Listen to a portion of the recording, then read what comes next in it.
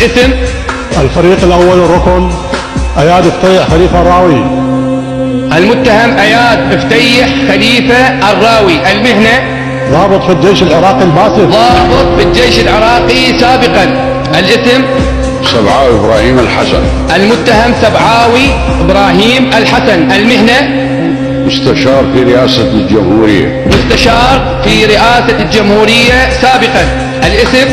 محسن خضر عباس الخفاجي. محسن خضر عباس الخفاجي. المهنة؟ عضو قيادة قطر العراق لحزب البعث العربي. عضو قيادة القطر المنحل. الاسم؟ محمد زمام عبد الرزاق. محمد زمام عبد الرزاق. المهنة؟ عضو قيادة قطر العراق لحزب البعث العربي الاشتراكي. عضو قيادة القطر المنحل. الاسم؟ برزان عبد الغفور سليمان المجيد. برزان عبد الغفور سليمان المجيد. المهنة؟ ضابط في الجيش العراقي البطل. ضابط في الجيش العراقي سابقا.